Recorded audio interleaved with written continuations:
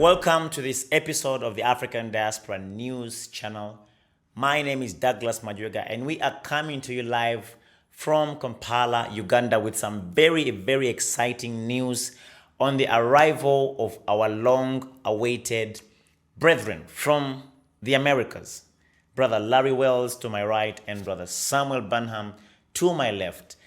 We are going to be discussing the long-awaited, issues around, investment, relocation, repatriation, and dual citizenship. We're going to be discussing a wide array of issues, but particularly focusing on the state of the, the global African family, particularly the American, the American diaspora, the African Americans, as they're called, but, they're Africans in America. We've had such a great time so far, all the way from the airport to the hotel. We've had a great time, interacting and having fellowship and cross-pollinating each other. So in this interview, we're going to be taking time to, to hear from our brethren so they can paint a picture, to us about, America and what are the conversations that are happening in the corridors of, our people, our brethren, in America, our black people in America. But before we get to that point, I would like to welcome them to this broadcast, coming to you live from Kampala, Uganda. Brother Larry Wells, I'll start with you. You are more than welcome to the Pearl of Africa, and I love your T-shirt. Thank you. Black is Back Black is Back Coalition. We need more of that. Yes, sir. You're welcome. Absolutely do. All right, you're welcome. First of all, thank you, brother, for having me. I'm happy to be here. It's the first time being on the continent and being in Uganda. So I'm having a great time and I'm working really hard. So thank you. I appreciate that. And I love Africa, man. It's been a while since I've been here, and I want to come back. You're definitely more than welcome. Anytime, any hour, any day. Thank you. Yes, you're welcome. Brother Samuel Burnham, you are welcome. It's so good to see you guys. We have been talking over the course of more than 1 year about this particular scout trip. Amen. And I'm really, really glad that you finally made it. Breathe, Brother Larry. So say hello to our audience, and you are more than welcome to Uganda. Thank you. First, I want to say thank you to Brother Douglas for extending the invitation a little bit over a year ago, actually, and helping prepare us. Thank you to the African Diaspora News Channel. I am Samuel Burnham, and I'm here with Larry representing several organizations, including I Am One of the Million, known as the 1 Million Conscious and Conscientious Black Contributors and Voters, known as the 1 Million for short, along with Black is Back and several others. And we're just happy to be here. We're going to be taking back information from our perspective on how we can cooperate with our sisters and brothers here in Uganda and on the continent. Wonderful, wonderful. Well, tell me about your flight. I know it was a long flight, but finally you made it. Yes, it was long. A total of about 17 hours and 45 minutes, including 13 and a half hours straight. But people travel a long way and make the sacrifice they need to for situations, people, and places that are worth it. So right. Happy to be here. All right. Tell us again, where from the United States are you based? Are you from? I'm based right now out of Northwest Florida. Originally born in the state of Texas in the U.S., based out of Florida right now, over in the Panhandle, so in Central Time Zone, Florida. I've been living there for over 15 years now, and that's where I got acquainted with the movement, eventually got acquainted with Larry, and eventually got acquainted with Brother Douglas here. Well, you're more than welcome to the motherland. They call this the Pearl of Africa. In the 60s, Israel wanted to buy Uganda, like with change, because they looked all over the African continent. They could not find a country with such soil, such weather. So, it is to die for. So yes. You are more than welcome, my brother. Thank you. And Brother Larry, where from the, a little bit about yourself, where you're from in the States. Absolutely. And we'll dive right in. Yeah, absolutely. Well, of course, I'm from the U.S. Right. Yeah, and what we call in the U.S. the DMV, but specifically I live in Maryland.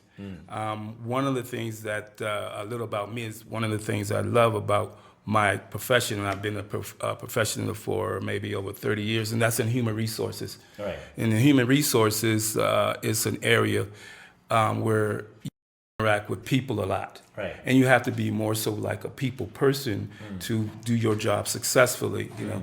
And it's human resources, anything from health to finance to processing, all that good stuff. So that career led me into being a Pan-Africanist, believe it or not, you see, because I love people. That's why one of the organizations I belong to, because I love black people. So that's how I got into the Pan-Africanism as well as here in Uganda. Right. And great meeting you, brother. That's how I got to know you. I'm so honored to be with you guys. You know, thank you for coming through finally. Beautiful, brother. Beautiful. You know. And Uganda's beautiful too. Oh, thank you so much. Thank you. Well, you could be Ugandan for all we know. Well, yeah. You know, I mean, Absolutely, brother. The DNA tests are still going on. Yes. You know, so but tell us a bit about, you know, your journey to Pan-Africanism. You know, like at what point did you see? You know, maybe we could go. Let's begin with the state of the black people in America, because you know we hear a lot of stories about, you know, how our people are treated in America. Yeah. I mean, there's lots of, you know, to be honest with you, not so, you know, good stories that we're hearing about our people, you know, particularly those that were taken from the continent during the era of slavery. But please, go ahead, tell us about the state of the black man and the black woman in America, and then your journey to Pan-Africanism. Our journey in the U.S. Has been very oppressive, actually, from the transatlantic slave trade, pretty much. We've been an oppressed people under the suppression of the people in the United States, these white people. For me going to being as a Pan-Africanism, it led me to being that because of our oppression in the United States. I just got tired of seeing our people being shot by the police. I've gotten tired of seeing the problems that we have in our neighborhoods. You see, so from that point, you get tired, and then you say, enough is enough. When did that end? So what I decided to do is join a lot of organizations, starting with the 1 Million, which under the guidance of Amafiga Gaeku, and now Sam. And then from there, I started with the Appeals Corporation, another Pan-African organization. And then from there, I'm a member of Black is Black Coalition, which is a group, an organization where you can actually join individually, or you can join as an organization to come together with like-minded people. And then there's the other organization that I found very interesting was I Love Black People. And all these are Pan-African organizations. All of those are Pan-African that are based in organizations. America. Yeah. But I really think that being here and joining with our brothers from the continent, and not just from the continent, but all over the U.S., wherever you find black people, I really think it's time for us to come together as a people and start building our liberation up as one, and moving forward from that perspective. Right.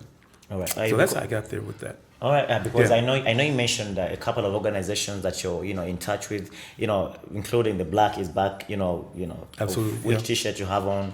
You also mentioned I Love Black People, and then you also mentioned the Sankofa Revolutionary Radio. So what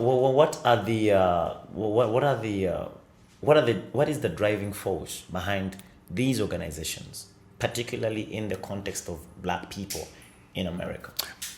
The driving force is the vision, maybe. Right, the vision, driving force and the vision for all these organizations. They have one common goal, and that's unity in in organizing and building up our people to come together and build one solidarity for our people.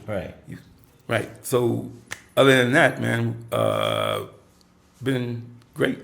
All right. Actually. Well, you're more than welcome, my brother. Thank you. It's just good to know, because right now in America there is such a wave of awakening, especially among there is a global African awakening, and it's believe it or not, in my personal judgment, I believe it's more active Yeah. in the Americas, in America and in the parts of the Caribbean. Agree, yeah. So it's just wonderful to know that in the wake of this, up with this ongoing revival globally about African people, they're waking up to who they are and what they've been through and what we need to do as a people to rise again. So to know that there are actually groups in the States that are even considering coming here waters what we do, because what we are doing on the continent, at least myself and a few others that I know of, is opening bridges for Africans in the diaspora, particularly those that left the continent under slavery, to return home and become permanent, citizens of Africa, move with their families and set up, generational businesses here. So it is wonderful to know that you are part of a number of organizations, that are flowing in that direction. Yeah, I mean, we're loving people. We really are. And that's why I think they coined the term B1. I've heard that all the time. Black first, and you can't have anything unless you come together as one. So we can have our divisions, we can have our disagreements, but when it comes to one common goal, I really think that what we need to do is think black first, and that's across the diaspora and on the continent, on the islands, wherever black people are. One common goal is to think black first. I think. The second will come whatever your religion are, your socialism are. Let that happen second. But in order for us to come together as a people, we need to come one. We're all black, African, no matter where we come from. We come from the motherland, pretty much. So, and actually, like somebody said that it's not that we are overpowered or outnumbered. We're just simply not organized. And you're being here, you both being part of different organizations that are working towards organizing black people in America, Pan-African people. That hits with a different shade of courage and love. I'm glad you said that, because organization means power. Once you organize, you have power, and that's what we strive for. You can strive for, a lot of us strive, bless their hearts, but a lot of us strive for money, economics. But in order to get that, white people strive for power. And we need to take a play out of their playbook. And then once we gain power, the finances come together and make unity. Well, thank you. I believe that. Thank you, my brother. Thank you. My brother Sam, please tell us about, I know you have a wonderful t-shirt on, I am one of a million, so tell us about your journey, from just being a regular, African in America to being a, fully grown Pan-African person, to the point, you can tell us about your organization and how, your journey basically was to becoming a very solid, Pan-Africanist, which you are, by the way, and Thank you. So, Thank you. Yes, please. Thank you. Two components my parents have that, in my personal opinion, they don't give each other enough credit for. Even, now I think about my father, he's passed away, but both the qualities that they were very spiritual, and they understood how God wants human beings to treat human beings. Now, that said, God made these different groups of human beings, and ever since I was little, as I was raised to get to understand God better and know him better, I began to question, why is the black-skinned human being treated a certain way? Even, I was born in the 70s, but racism's been around for at least a couple thousand years. And so I began to question stuff, and I was a very curious child, and my parents never said, boy, shut up, or, if they didn't know, they'd tell me. They say, hey, we do know God. We know that God wants everybody to pursue righteousness and knowledge. The more righteousness and knowledge I pursued, the more I saw what caused these double standards, not only among the enemies of African people, but caused the double standards within ourselves, in some cases accepting the inferior position that we were dealt. And I'd say around 10 years old is when I was so curious about these three things that it kind of drove me to the point that I am today. Man's past and present relationship with God. Thankfully, my parents continued to supply that. science and technology. I love gadgets. I love lights and stuff. So I ended up being, eventually leaving home and being a military veteran through the Navy. In the past and present global condition of black people. That sums up how I eventually got here. So on my journey, I joined the Navy at 17. So I just graduated high school, and 2 years later, I'm doing push-ups. So joined the United States Navy. And in that 6 years of active duty, it was like a whole lifetime went by. I had access to stuff that I didn't realize. Had access to the Library of Congress in the U.S., so I get to read and see the real history. Yes, I was young, and most of my peers were out doing what they do between 17 and 23 years old. I can't say I was perfect, but in between, hanging with the people playing basketball, whatever, I kept reading, kept learning. My own mother would say stuff like, well, if Africa's so bad, when we see the picture of the starving people on TV, if Africa's so bad and everybody's dying and starving, how come they can't beat these other people out with a stick? And that made me think. And she didn't realize how much, even when I was a boy, that had an effect on me. So I began to question the negative images, and then I'm thinking, well, everything about black people is considered bad. I began to see how the people who generally weren't black, generally did not come from Africa, how they treated us. I got a chance to see a little bit of global treatment of black people while I was in the military, which allowed me to understand that anti-black racism is a global problem. It's not just limited to the United States. It may be acute or more intense in the United States as far as the Western world. Found out when I talked to my Afro-Brazilian sisters and brothers when I did my travels, etc. So by the time me, still at a young 23-year-old, got out of the military, I had already met my wife. We were dating, gonna get married, and I began to seek out people who thought like me. I was told that I sound white because I try to speak the proper language that I only know how to speak. Something else my mother said to me, she says, hey, someone told me that I spoke proper. And so I went home and told my mother, so-and-so says I speak proper. I was in elementary school. She goes, what language did our ancestors speak? She doesn't even remember that conversation when I tell her, but I remember it. I said, I don't know. She goes, I don't know either, but whatever language it was, they spoke it properly. And I began to see how everything positive that my people would try to do, including myself, some of our people who were mentally enslaved would call it acting white or acting. I'm like, so everything good is white and everything bad is black? No.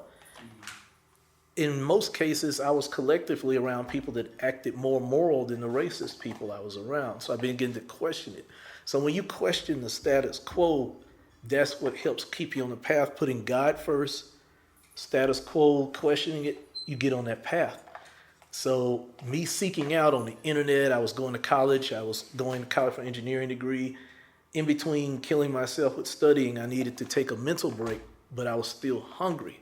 Those three passions, man's past, present relationship with God, science and technology, the global condition of black people past and present, those kept driving me. So I literally met an alumni of Florida A&M University named Sadiq Mance by phone, never met him in person. He got me in touch with an elder named Amafika Gayuka, who co-founded the movement that I'm a part of. Back in 2006, the movement wasn't in existence yet, but Amafika is always moving. Baba Amafika Gayuka. James E. Klingman, his co-founder, they have been in communication since before I came into contact with them. So both Elder Klingman and Elder Gayuka showed me a group of black people that thought like me. I thought I was one of 3 or 4 on earth. And so that was way back in 2006. And to try to, I guess, sum up all of these events, that led me into being in communion with Pan-Africanists that was serious, that wanted to do something. In that time frame before meeting Baba Gayuka, while I was active duty military, I read a book that changed my life called The Destruction of Black Civilization by Chancellor James Williams. And I also saw videos by John Henry Clark. These were unapologetically Pan-African historians they caused me to ask questions that I never asked before, and they were able to answer them by the evidence of history. How slavery came to be confined to just people of African descent alone. In other words, how slavery gradually decreased from everybody else to primarily, with a few exceptions, Africans. How primarily from a global perspective, we as a people are so hospitable to non-Africans, yet we get in an argument with each other and may not talk to each other for 10 years. I have to question why. And so when you question those things, I realized that I had to become a better me. And as I become a better me, I got involved. Like I said, by that time I was already in communion with Baba Gayuka. After the Obama second term, black folks that had kind of walked away from Pan-Africanism in the middle of his second term start walking back. Whatever we think of Barack Obama, there's one thing that both his supporters and detractors agreed upon. One black man is not going to change the systemic problems we have in the United States or anywhere else for that matter. And that's how Larry and I eventually connected. I was a married brother by then, still dealing with jobs and stuff like that. I was working in the electrical radio frequency field at the time. So I guess we can say the rest is history. All right, thank you. We're here. And about briefly, briefly about the one of the million, the organization. What is it that you do? What's at the core of your The preamble? cause, and again, I know this is a long name. It's called the 1 million for short, the 1 million conscious and conscientious black contributors and voters. But the cause is starting where we were, or where we are rather, in the U.S.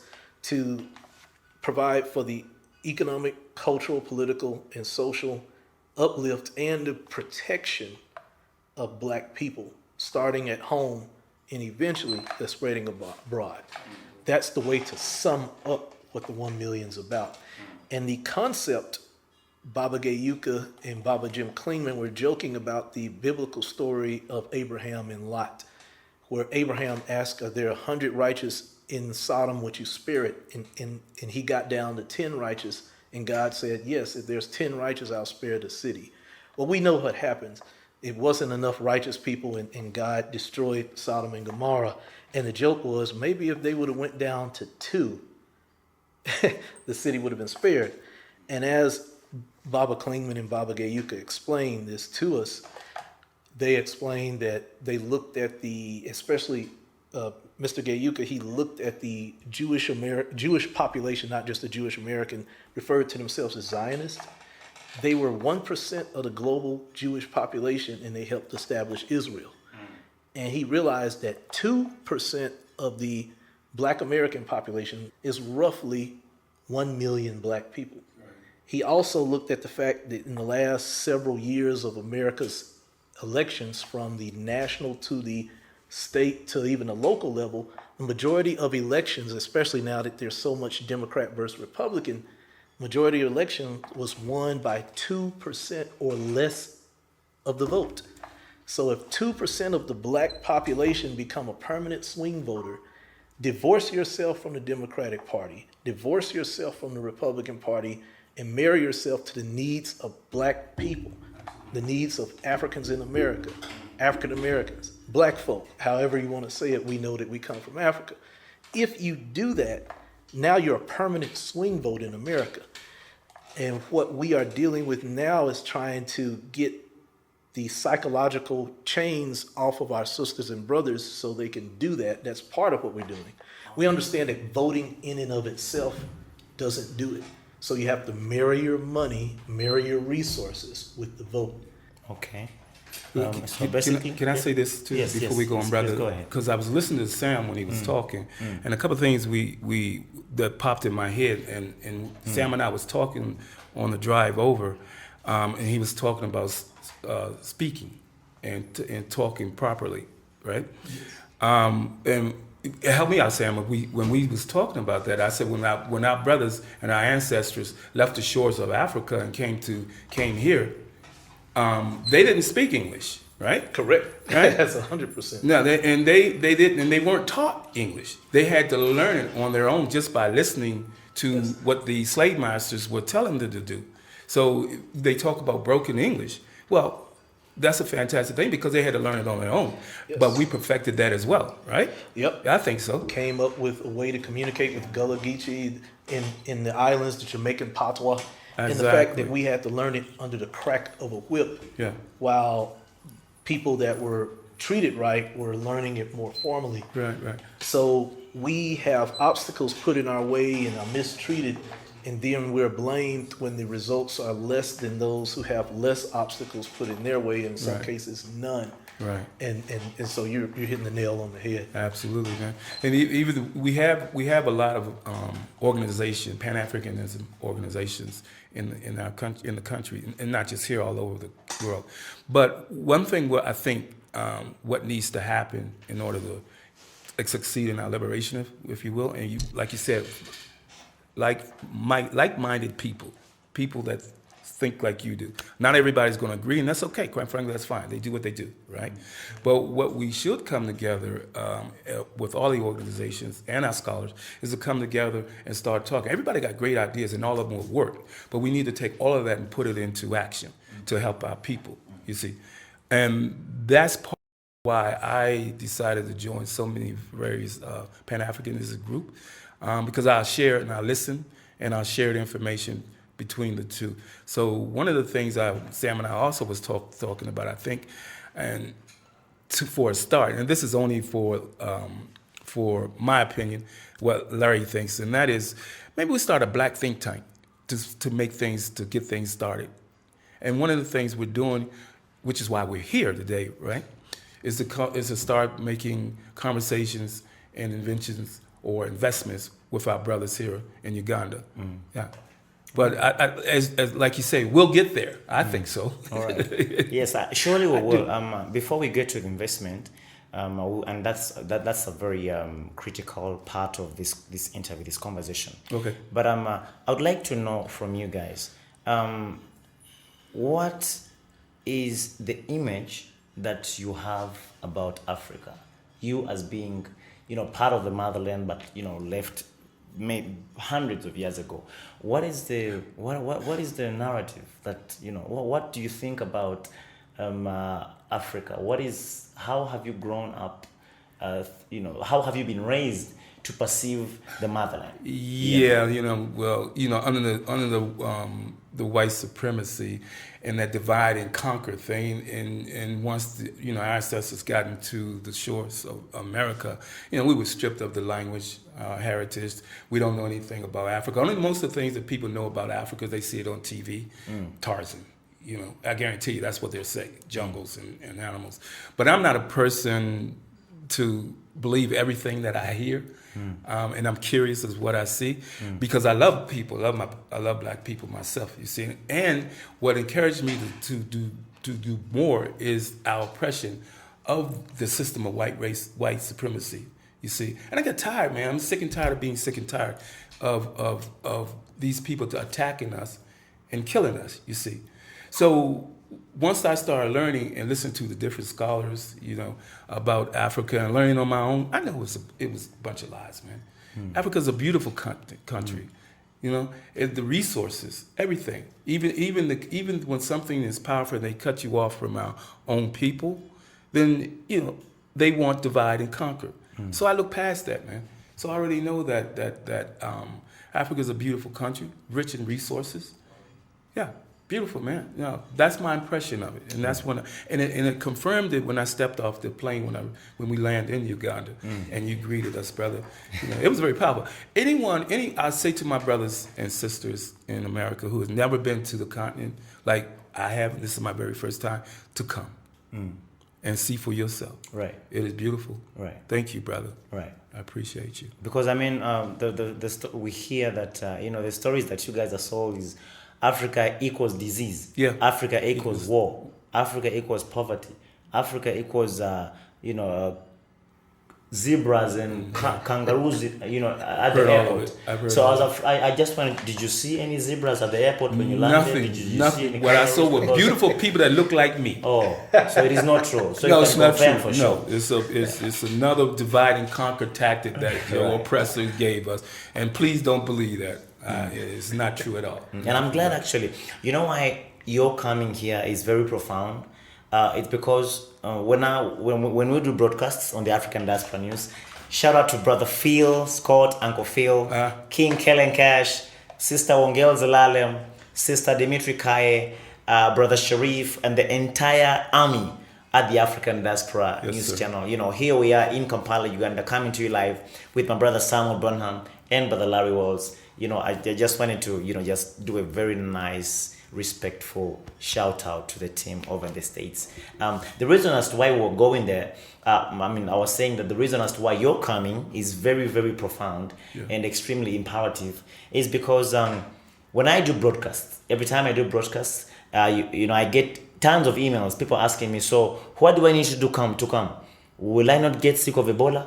Will I not get cholera? Oh, HIV. I'm like, bro, you know, you will not be served HIV and Ebola and cholera when you get off the plane. Right. You know, I say that jokingly, but you know, I'm being very careful because this to me goes to show the kind of image that you guys have been painted about Africa. About Africa. And I believe, personally I believe, and it is true, that this kind of propaganda has been deliberately propagated into your subconscious minds Absolutely. to keep you away from the land of your heritage. You know, and so I don't take for granted that you guys are here with me, you know, and we've eaten together, we've really had a great time. And I really respect the fact that you guys actually broke the hurdles. You decided to jump over the propaganda and you know, all these hurdles that are, you know, placed in between us, you know, to keep you honestly from coming to the motherland. And one other thing you are told, I understand,